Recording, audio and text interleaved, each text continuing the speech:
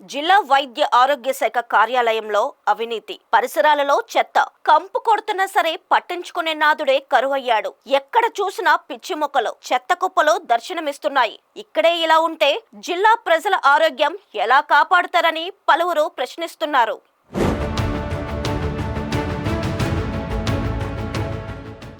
విశాఖ నగరంలోని రేషపువానిపాలెంలో గల జిల్లా వైద్య ఆరోగ్య శాఖ కార్యాలయంలో వివిధ పనుల నిమిత్తం ఉద్యోగులు, ప్రజలు అధిక సంఖ్యలో వస్తూ ఉంటారు. కానీ ఇక్కడి పరిసరాలు జుగుప్స కలిగించే రీతిలో ఉండడం ఆందోళన కలిగిస్తోంది. ఇక ఆఫీసులో అధికారులు, ఉద్యోగులు ఉన్నా లేకున్నా ఫ్యాన్లు, లైట్లు ఆపకపోవడంతో విద్యుత్ బిల్ షాక్ కొడుతుందనే చెప్పాలి.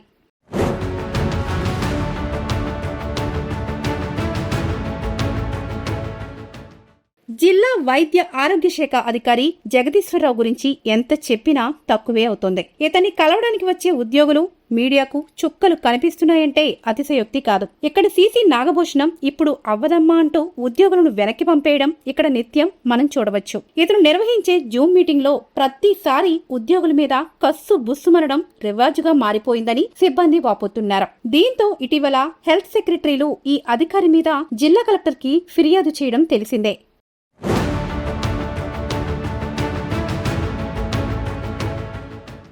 ఈ కార్యాలయంలో అవినీతి చాప కింద నీరులా సాగిపోతూనే ఉందని ఆరోపణలు ఉన్నాయి. ఇక్కడ ఏ ఫైలు కదలాలి అన్నా చేతులు తడపాల్సిందే అన్నది బహిరంగ రహస్యమే. నచ్చిన చోటికి బదిలీ చేయాలి అన్నా, కొత్త పోస్టింగ్ ఇవ్వాలన్నా, సర్వీస్ రిజిస్టర్ ప్రారంభించాలి అన్నా చేతిలో కాసులు పడాల్సిందే అని వైద్యశాఖ ఉద్యోగులు చెబుతున్నారు. మహారాణిపేట వద్ద లైసెన్స్ లేకుండానే సృష్టి ఐవీఎఫ్ క్లినిక్ నడపడం హైదరాబాద్ పోలీసులు చెప్పే వరకు జిల్లా వైద్య ఆరోగ్య శాఖ అధికారులకు తెలియలేదు అంటే ఎంత అవినీతిలో కూరుకుపోయారో ఇట్టే అర్థం చేసుకోవచ్చని పలువురు ఎద్దేవా చేస్తున్నారు.